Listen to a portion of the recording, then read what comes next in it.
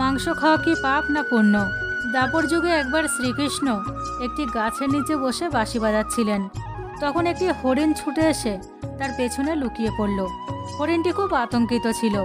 হরিণের মাথায় হাত ঘুরিয়ে শ্রীকৃষ্ণ জিজ্ঞাসা করলেন, কি হয়েছে, তুমি কেন লুকাচ্ছ? তখন এক শিকারীও হরিণকে ধাও করতে করতে সেখানে পৌঁছে বলল, এটা আমার শিকার, আমাকে দাও, এর ওপর আমার অধিকার আছে। শ্রীকৃষ্ণ বললেন, প্রত্যেক জীবেরই শুধু নিজের অধিকার আছে, অন্য কারণ নেই। তখন শিকারী রেগে বলল, এটা আমার শিকার, আমি এটা রান্না করে খাবো। তখন শ্রীকৃষ্ণ বললেন, যে কোনো প্রাণীকে হত্যা করার পর তা ভক্ষণ করা পাপের শ্রেণীভুক্ত। তুমি কি পাপের অংশ হতে চাও? তুমি কি ধর্মে বিশ্বাস করো না? সেই শিকারী বলল, আমি তোমার মতো জ্ঞানী নই, তবে আমি জানি যে মাংস খাওয়া পাপ নয় এবং পশু মেরে খাওয়ার কোনো ক্ষতি নেই। আমি এই প্রাণীকে বন্ধন থেকে মুক্ত করছি, তাহলে আমিষ খেতে কেন মানা করা হয়? শাস্ত্রে এটাও বলা হয়েছে যে রাজারা শিকার করতেন।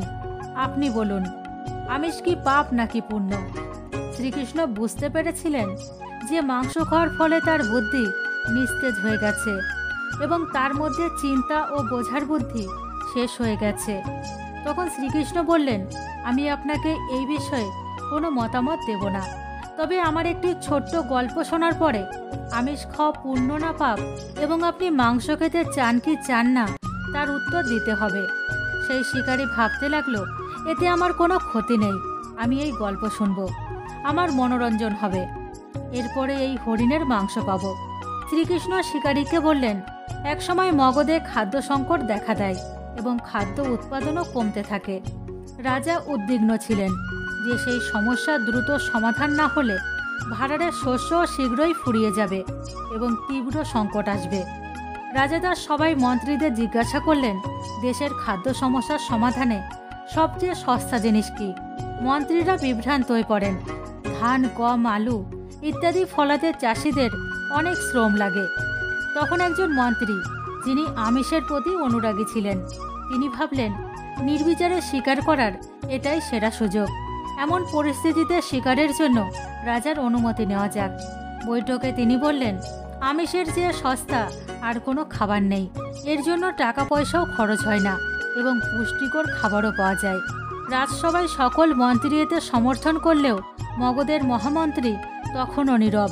রাজা জিজ্ঞাসা করলেন, মহামন্ত্রী, আপনি চুপ কেন? কোনো প্রস্তাব দেননি, আপনার মতামত কি? মহামন্ত্রী বলেন, আমি বিশ্বাস করি না এই বক্তব্য ঠিক যে মাংস সবচেয়ে সস্তা, তবু আমি এই বিষয়ে আমার মতামত আপনাদের সামনে তুলে ধরব। মহামন্ত্রী সেই রাতেই মাংসের প্রস্তাব দেওয়া মন্ত্রীর বাড়িতে পৌঁছে যায়। এত রাতে মহামন্ত্রীকে বাসায় আসতে দেখে মন্ত্রী ভয় পেয়ে গেলেন, কোনো অশুভ আশঙ্কায় কেঁপে উঠলেন।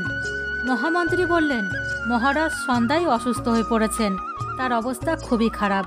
শক্তিশালী দেহের মাংস পাওয়া গেলে রাজার প্রাণ বাঁচানো যায়। আপনি মহারাজের সবচেয়ে বিশ্বস্ত ব্যক্তি, তাই আপনার চেয়ে ভালো আর কে হতে পারে? এই জন্য আপনি যা খুশি নিতে পারেন। আপনি যদি বলেন, আমি আপনাকে এই কাজের জন্য 1,00,000 স্বর্ণ মুদ্রা দিতে রাজি আছি এবং আপনি একটি বড় সম্পত্তিও চাইতে পারেন, আমি শুধু তরবারি দিয়ে তোমার কিছু মাংস কেটে নেব। এই কথা শুনে মন্ত্রীর মুখের রং চলে গেল। তিনি ভাবতে লাগলেন, যখন জীবন থাকবে না তখন 1,00,000 স্বর্ণ মুদ্রা দিয়ে কি করব? বড় সম্পত্তি কি কাজে লাগবে? সে দৌড়ে ভেতরে গিয়ে তার সিন্দুক থেকে 1,00,000 স্বর্ণ মুদ্রার থলে নিয়ে আসে। মহামন্ত্রীর পা ধরে তাকে বললেন, মহামন্ত্রী, আমি আপনার 1,00,000 মুদ্রায় আমার নিজস্ব 1,00,000 মুদ্রা যোগ করছি। আপনি অন্য কোনো মন্ত্রীর মাংস কিনুন, কিন্তু আমাকে যেতে দিন।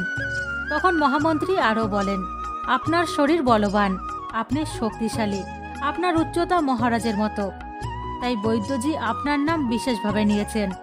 আপনার দান আমাদের ভালো রাজার জীবন বাঁচাতে পারে। আপনি যদি বলেন, আমি আপনাকে মহামন্ত্রীর পদ দিতে প্রস্তুত এবং নিজেকে আপনার সেবক হিসাবে থাকব। তখন মন্ত্রী অনুনয় করে বলেন, আমি এর যোগ্য নই। যখন জীবন থাকবে না তখন আমি মন্ত্রীপদ বা রাজার সিংহাসন পেলে কি করব? আপনি চাইলে আমার সব কিছু নিয়ে নেন এবং আপনি চাইলে আমি রাতারাতি রাজ্য ছাড়তে প্রস্তুত।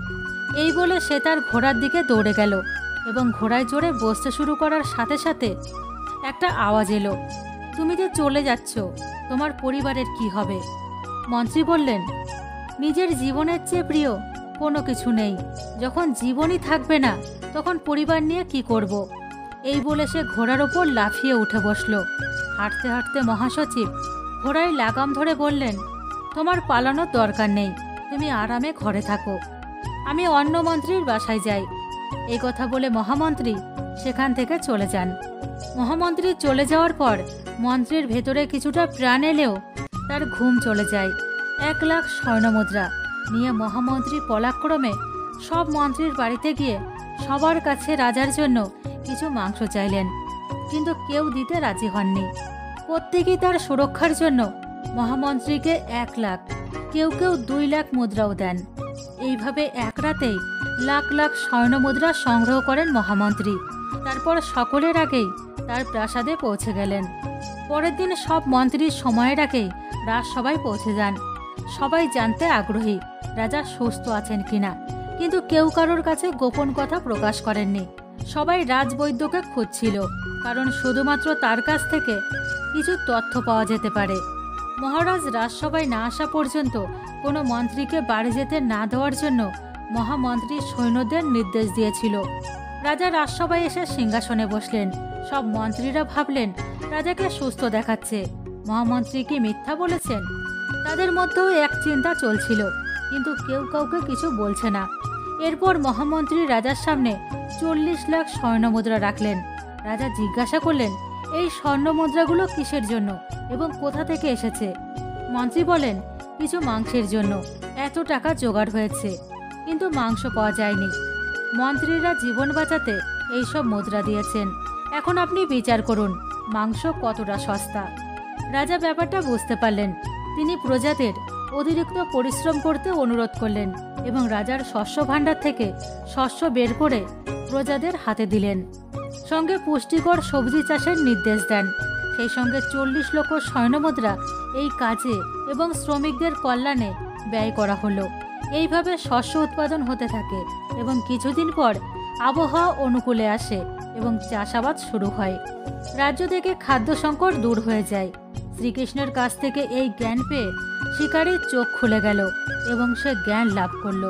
তিনি জানতে পেরেছিলেন যে মানবতা জীবন নেয়ার মধ্যে নয়, জীবন দেওয়ার মধ্যে রয়েছে। শিকারী ভগবান শ্রীকৃষ্ণের সামনে হাত জোর করে ফিরে গেলেন এবং প্রতিজ্ঞা করলেন যে তিনি সারা জীবনে কাউকে কষ্ট দেবেন না। শ্রীকৃষ্ণ এই গল্পের মাধ্যমে আমাদের বোঝাতে চান যে আমাদের ভুলে যাওয়া উচিত নয়, যে আমরা আমাদের জীবনকে যেভাবে ভালোবাসি একইভাবে সমস্ত জীব তাদের জীবনকে ভালোবাসে। বন্ধুরা, ভগবান শ্রীকৃষ্ণের এই অমূল্য জ্ঞান আপনাদের যদি ভালো লেগে থাকে তাহলে অবশ্যই চ্যানেলটিকে সাবস্ক্রাইব করে পাশে থাকবেন এবং কমেন্টে অবশ্যই লিখবেন জয় শ্রীকৃষ্ণ। ধন্যবাদ।